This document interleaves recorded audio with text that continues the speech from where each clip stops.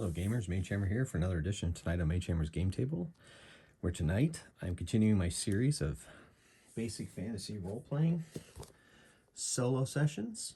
I'm using the 4th edition rules, and this is my technically 5th episode, but it is my 4th episode in the series.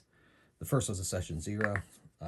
So anyway, in the last episode, Thardor, the great Dwarven cleric of Cathor, fell to some zombies. So his party members, on a quest to retrieve the shards of the shattered crown of Tranistal, have managed to defeat the rest of the zombies, though their resources were sorely taken. And now they face a decision. Should they try to get Thardor out of here and maybe try to give him raised by their patron?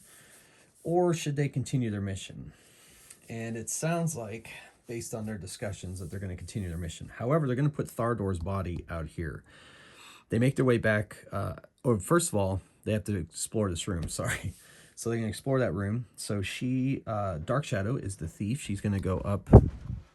The door's up in this area, and she is going to make a find traps roll.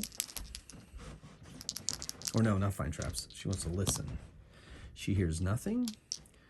Well, it's locked. Let me try this. So she tries to unlock it and does 18%. She has a 25% chance, and she does so. So she opens it up, and there's a hallway leading to a door right here. And she listens at the door. Her party is following her, Lalandra and Ketho. And she hears nothing, so they open the door and they find some rope, a pickaxe, and a chest. She goes up and checks the chest, see if it's trapped. And she doesn't think it's trapped, and she opens it, and inside is just some more supplies for clothing and so forth for mining. So nothing out of the ordinary there. So they go back out into the room. With great sadness, they pick up Thardor, and they take him back through the secret doors, and they take him to this room here.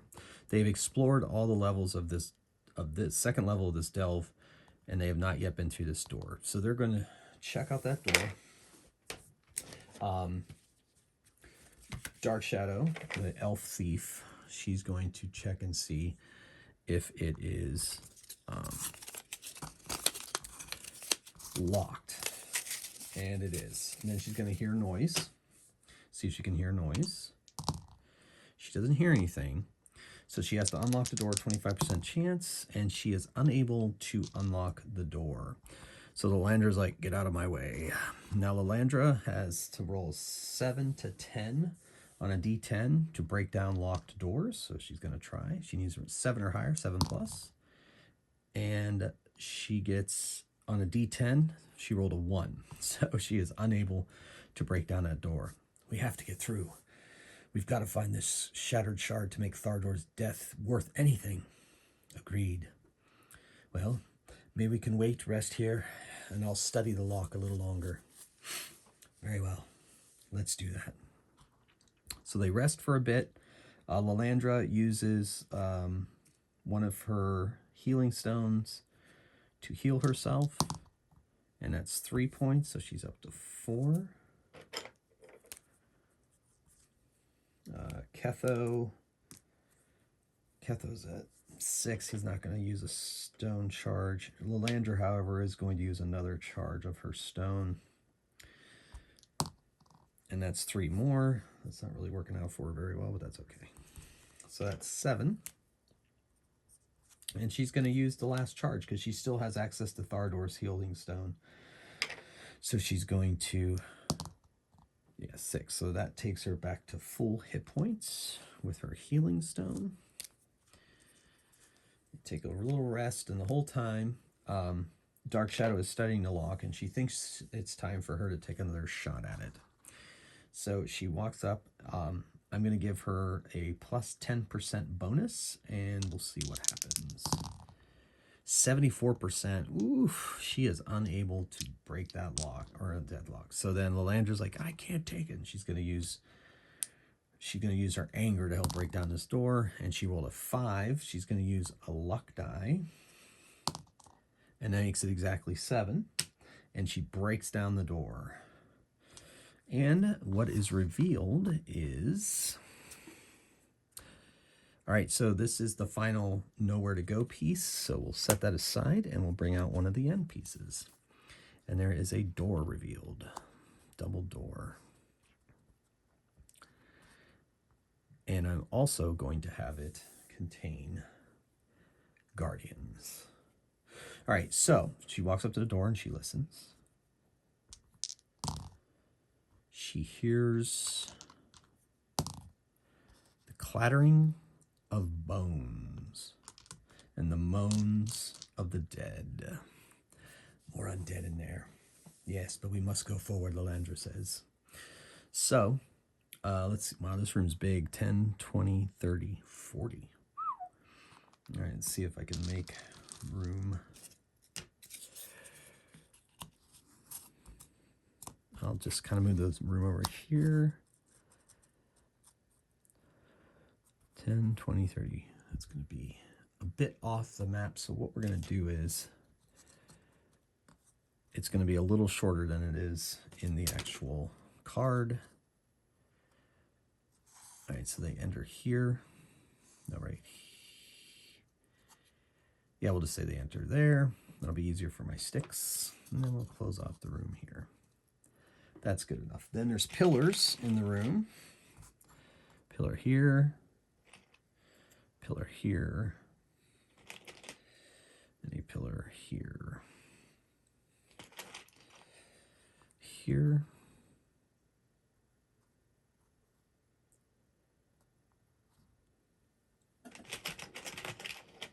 Here. And here. So there's 6 pillars. Lalandra is taking the lead, Dark Shadow up front as well, with Ketho behind. And there are 4 zombies. And there's an altar right here.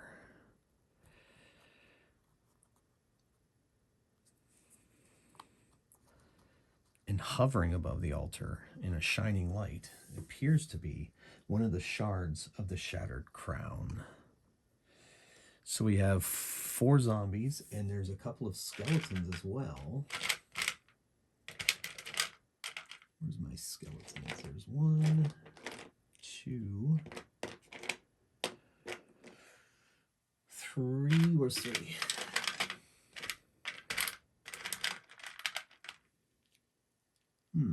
I know I have more than that. So, skeletons.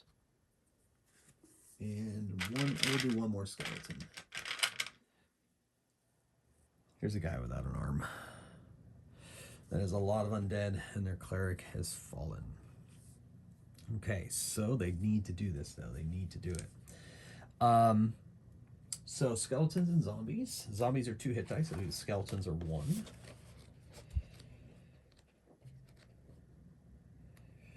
I have the stats of the zombies in my head. Well, maybe we'll roll their hit points this time. Last time was a bit disastrous. Okay, that's about what I thought. So, there's 4 of those. And then the skeletons. Check out their stats. They are 1 hit die, so let's see how many hit points they have. They have 4. There's 3 of those. We'll make that one guy in the middle a little extra. He's got 6. He looks a little tougher. We're going to give them 1d6 weapons. And they take half damage from edge weapons and only a single point from arrows, bolts, or sling stones. All right.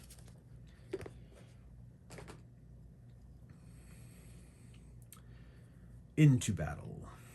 I have to roll initiative this time, even though zombies are going to basically go on their own initiative. They're going to go very much to the last. So we're going to roll. All right, so I've since last session, I had a little bit of confusion using the luck dice as initiative dice. So I have since gotten different dice. So this is going to be Ketho's initiative die. This is going to be Lalandra's initiative die. This is going to be Dark Shadow's initiative die, and this is going to be the monsters, the skeletons in this case. So we roll initiative. Skeletons roll pretty well. They got a 6. Lalandra goes at the same time, as does Dark Shadow. She's a +2, and Ketho goes on a 3. Now, Lalandra is just going to go in and attack that first skeleton. She's going to do half damage with her weapon. But she hits. She does 8 damage. I believe she gets a +2 to damage. She does. That's 8 damage, so it takes 4. Skeleton takes 4 damage, and that drops it.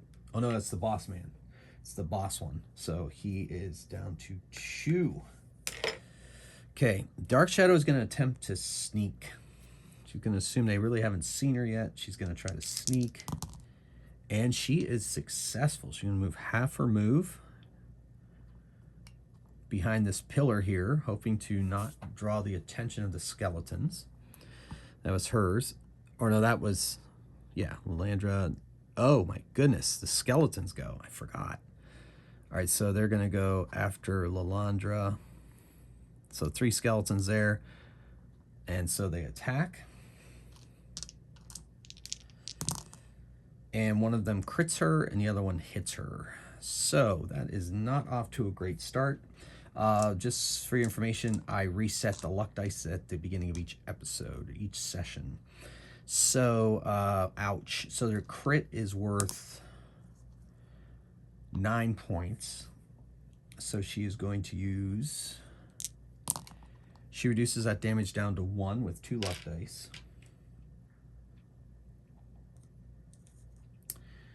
And then, so that's 1, and then she takes a d6 from the other one. 5 more. Man, she's going to attempt to reduce that damage as well. So she reduces that by 2. So she takes 3 damage total, bringing her to 9. Not off to a great start in this battle, but that's okay. All right, so that brings us to Dark Shadow, who sneaks in. Lalandra, her attack, and then Ketho is going to... he's going to hit one of the skeletons with a or he doesn't have any magic missiles left. Arcane Bolt. He is unsuccessful. So that was his action. Now the zombies move up. 5, 10, 15, 20, 5, 10, 15, 20, crowding in behind them, and he's crowding in there. Dark Shadow, yeah, okay, so now we're at initiative. Okay, oof, not great. The monsters are rolling really well. However, Dark Shadow goes on a 6 and Ketho goes on a 5 with the skeletons. So Dark Shadow is going to attempt to sneak again and doesn't. Oof. But she's going to move anyway. But that also means that this guy's going to get a swipe at her at +2, even though it's a zombie. I'm going to do it. And hits her and does a d8 damage. That slam is nasty, 6 damage. So she's going to have to use a luck die to reduce that damage. And she does, down to 1. So she's at 1 hit point. However, she grabs the shard that is hovering above the altar, but she has to make a saving throw versus, I'm going to say, Petrification Polymorph. So, she needs an 11. Because when she grabs the shard, it sends a shock up her body. And she makes the saving throw, and it does 2d6 points of damage. 6, but half of that, so she takes 3. However, she's going to have to use luck dice to avoid that damage. And she does. And she has the shard. She puts it in her pack. All right. A zombie peels off to attack her. Oh my gosh, and hits her. Man. Oh my gosh. So she's going to have to use another luck die to reduce that damage to 3. And another luck die to 1. And another luck die. Oh my gosh. That's too many luck dice. But she's still up. The SWAT missed. But she is going to have to try to get out of there. Now, that is now 3 skeletons. Oh wait, zombies move after. So okay. Anyway, so 3 skeletons attack Lalandra, and one of them hits and does d6 damage. 2 damage. So she takes 2 damage. She's down to 7. All right. Dangerous place where they left this shard. Now it's Ketho's turn. He shoots arcane bolt at that zombie and misses, and then goes back out the door to kind of lead it away. Lalandra attacks the skeleton leader, and she hits. I think she gets a +3 to her attack. No, +4 to her attack, so that's a 15. And the skeleton has a 13 armor class, even with some shards of armor, 15 at the most. She does it. She hits, and she goes, that's 9 damage, half. She drops the beefier skeleton. So he is down. All right, now the zombies. This zombie goes and tries to chase. 5, 10. Is chasing Ketho.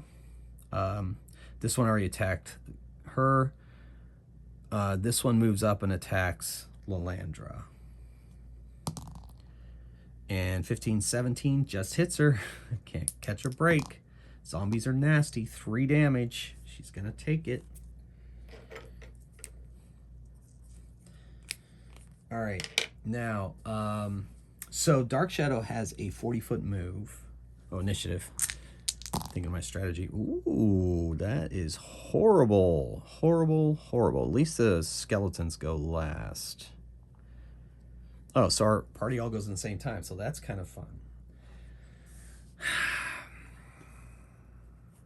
All right, so Dark Shadow is going to withdraw from combat. Oh, man, she can't withdraw. That pillar's blocking her way. She could go over the altar, I guess. She leaps over the altar. 5, 10, 15, 20. She can move half her movement out of engagement range.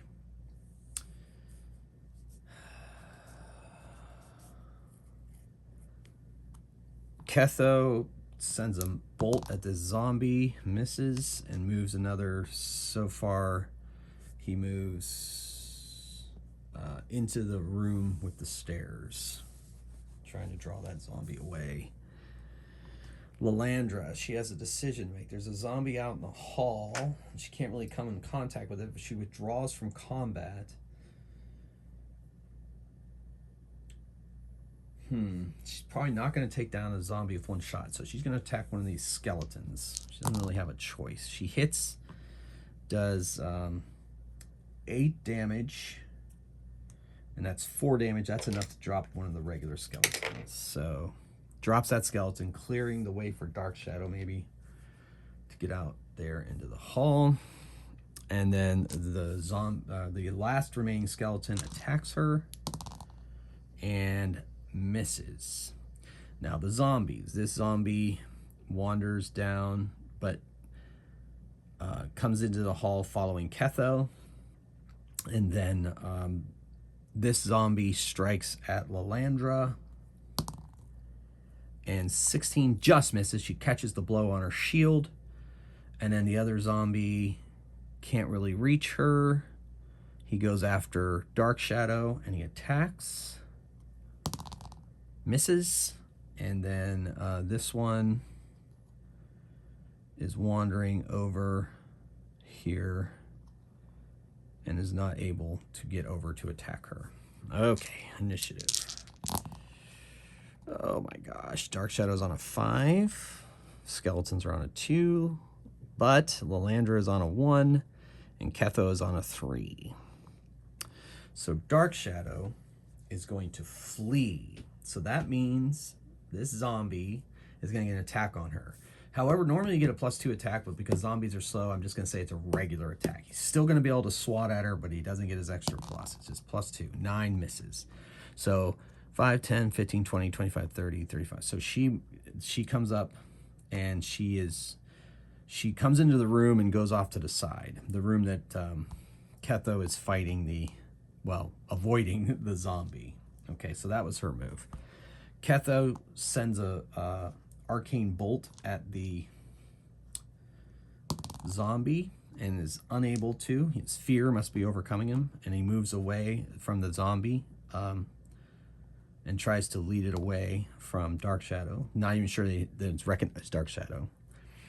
Then the skeleton attacks Lilandra, 12 and misses.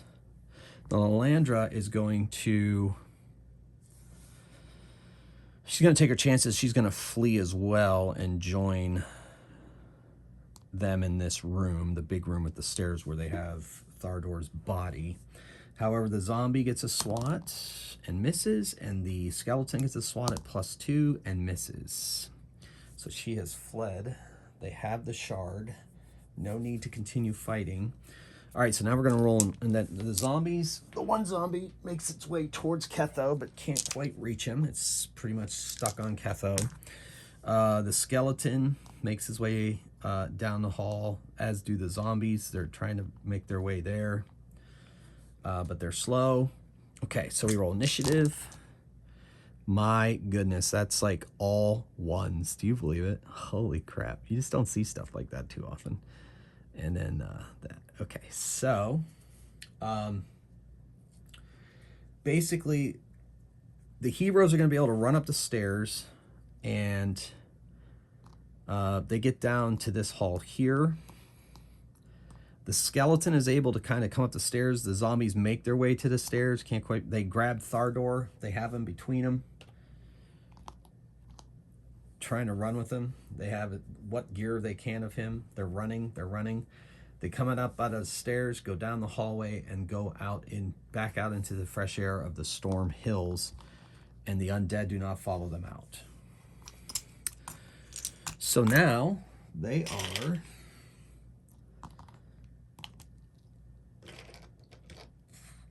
exhausted and devastated by the death of their friend. And so they have to figure out what to do. So they have a discussion. Lilandra's like, well, we have the shard. We'll take it back to Argos. But Thardor, we're going to have to figure out what to do with him. Should we bury him, or should we ask Heathcroft to pay to have him revived? Resurrected, if you will. So they have a discussion. They say they're going to sleep on it. There's not much they can do this night anyway, so they take a well-deserved rest in the wilderness, build a fire. So I'm going to see if there are... Well, they actually... They camp inside the mountain and to help avoid encounters, and they keep their ears open for the undead. Because the undead don't seem to go up these stairs, and there's a hallway that leads to those stairs, so they're camping in that stairs. So it's a 5th level cleric spell for Raise Dead. So the camping dead for longer than the days the caster has levels. So they are absolutely going to have to go to... They're going to have to figure out how to get him raised in Northgate. Because otherwise, he will be too far gone. All right, so they don't have any encounters that night, but they're going to have to make their way through the Storm Hills. And they're determined to try to get Heathcroft to pay for it. Between their healing stones and their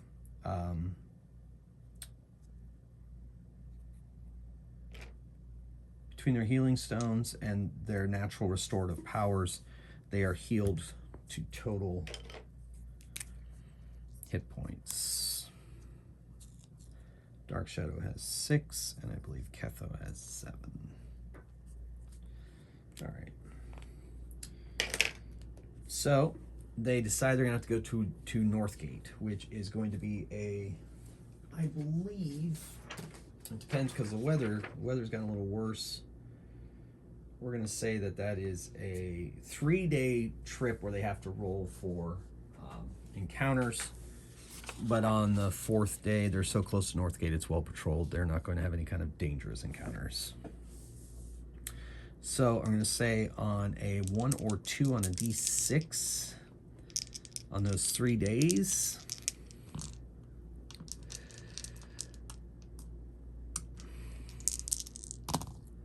They have an encounter, and then in the nights, they have another encounter. So let's do the first encounter. All right.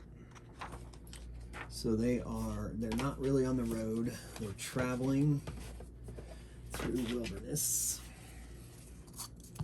through the hills. And this map is pretty much done.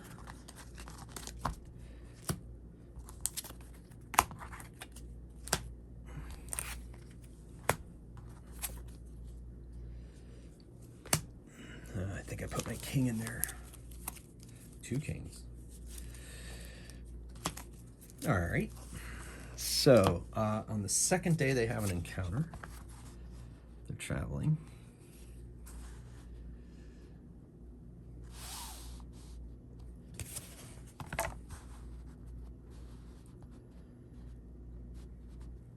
All right, that's good enough. Glare, too bad. No. Okay. So let's see what they encounter in the wilderness of the Storm Hills.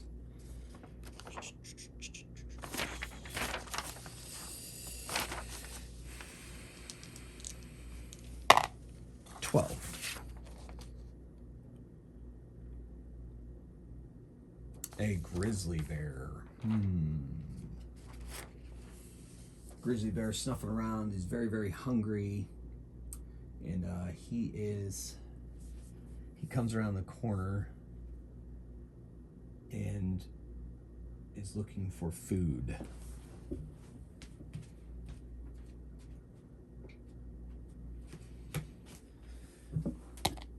I'm going to use that miniature. And the party is here, dragging poor Thardor's body. And the bear is coming towards them. It's initiative. So the bear rolls a 1. Dark Shadow's going on a 4. And he's going on a 7, Ketho. And then Lalandra's going with the bear. So Ketho is like, he has his spell slots back because they long rested. And he is going to attempt to sleep the grizzly bear. I have to check its hit dice though, because it's a creature of up to 4+1. Grizzly bear, 5 hit dice, cannot sleep it. Oh my goodness, this is huge. Let's roll its hit points. Massive.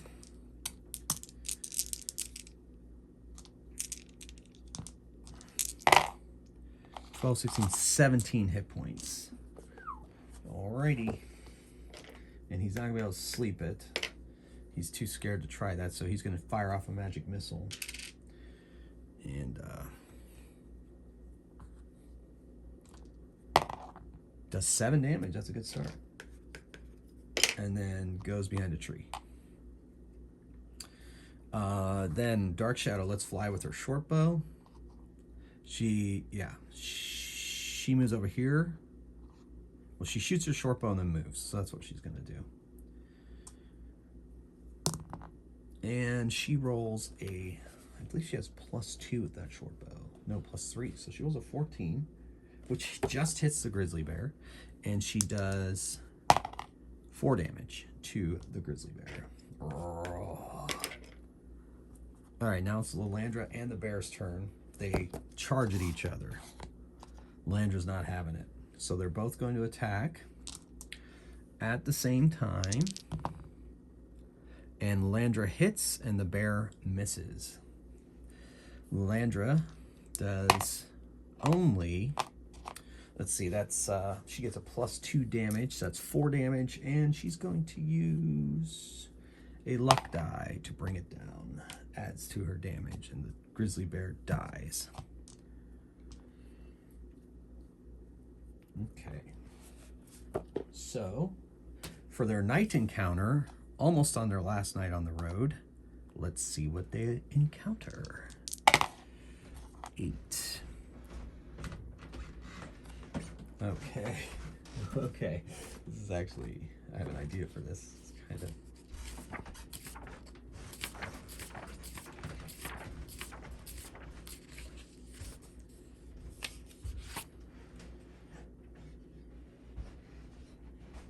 yes. So, they're walking along. Ketho is complaining about his feet and how tired he is and how those people, you guys don't have to, I have to stride twice for everyone here strides, and suddenly the sun is blocked out.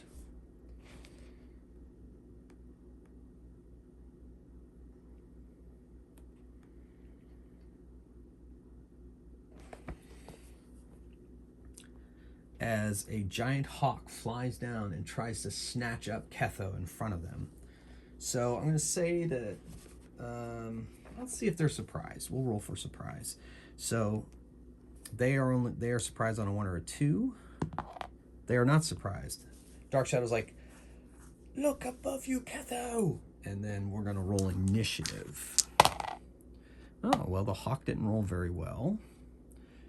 She rolled a 6, Ketho rolled a 4, and Lalandra a 3. So, Dark Shadow lets fly with an arrow. Misses. Completely misses. And then dives for cover under a tree.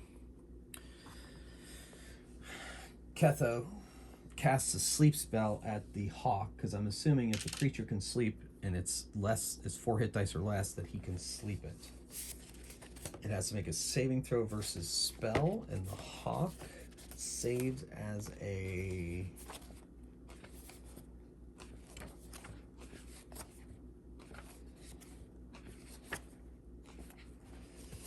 saves as a 4th level fighter.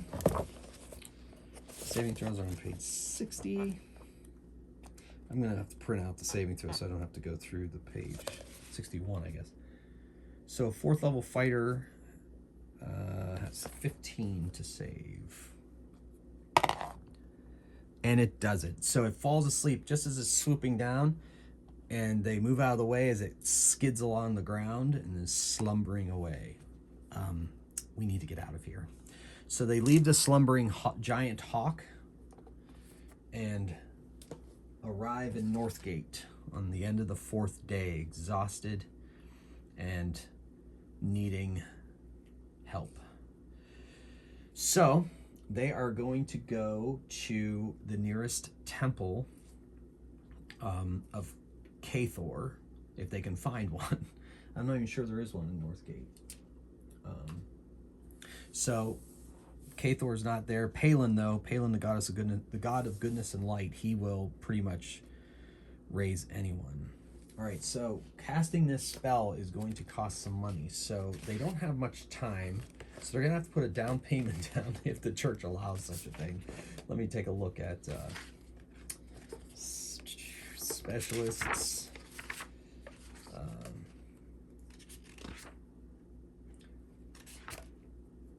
They're pretty confident. They've talked a lot on their travels. They're pretty confident that Heathcroft, since she is going to be paying them so much money, she should be wealthy enough to be able to pay for the services of a cleric to raise the dead of them in the pursuit of her quest for them.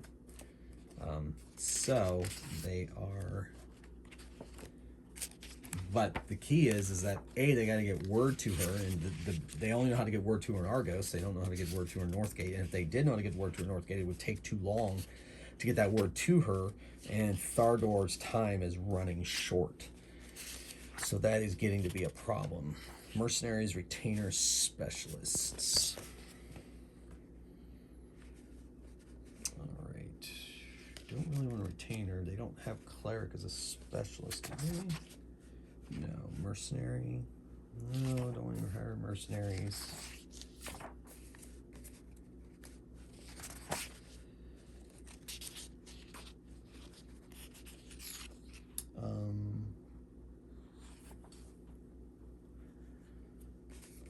Paying for, all right, so I guess if I don't really have any specific, ooh, maybe it's under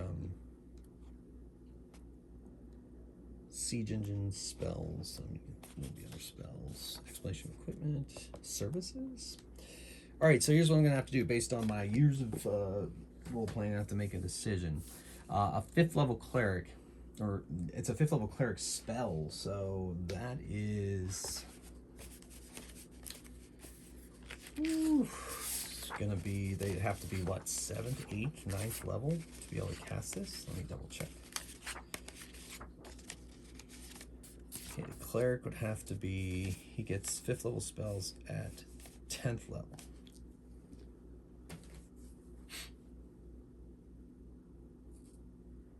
And you need to have a ceremony. You need to do what you need to do. So they make their way to the Church of Palin in Northgate. The Shining Hammer. And they go in and they ask for help. And they explain their situation to the head priest there.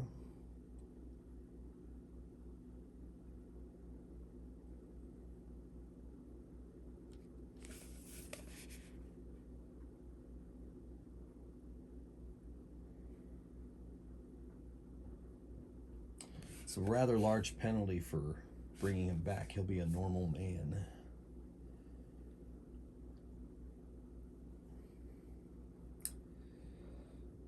So 1,000 points to get back to 1st level. Okay. All right. If that's what they got to do. I'm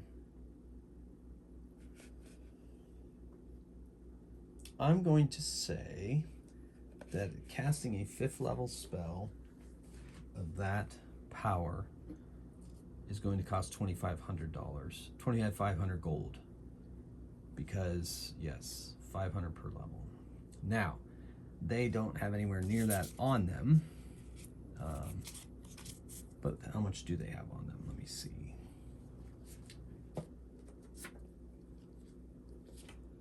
Not much. We'll say they have close to 500. They could put that down as a down payment. Now they're going to have to, well, it's a 10-day trip to Argos, and that will be too long. The priest is willing to do it, but would need the donation just to be able to get the materials needed to do what he needs to do to bring him back. Plus a donation, plus, So, I'm going to have Lalandra.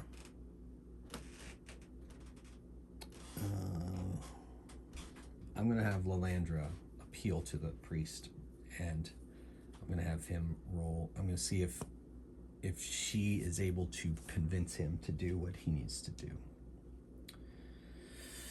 And so we'll give her an ability roll.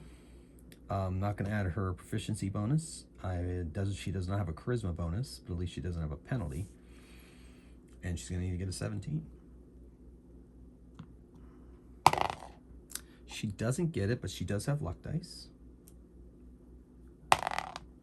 And that's 13. She uses up her luck dice and to no avail. So the priest says, look, I understand. And if Palin's power, he wants to raise him, he shall raise him. However, unfortunately, I do not have enough access to what I need to bring him back without that money. The landlord's like, well, how about we go on a quest for you? Is there any favors, anything you need that will help with the payment? Perhaps. Tell you what, I think you are good people. I sense that about you, and my God tells me so. So what I'm going to do is, I will bring your friend back. However, you will owe me double the money. So your patron may have to pay that money. Because I do not have anything I need you to do at this time. So that is the deal. Catho is enraged by how can you call yourself a cleric of a god of good if you not raise him? And he says, Palin wanted this creature dead for me to go against what my god wants. The price is high. Very well, we agree. So he goes through the ritual. He raises Thardor. Now Thardor is reduced to a normal man and has lost favor with his god. So he does not have his healing powers. So he is a normal man, I guess that's 0 level dwarf.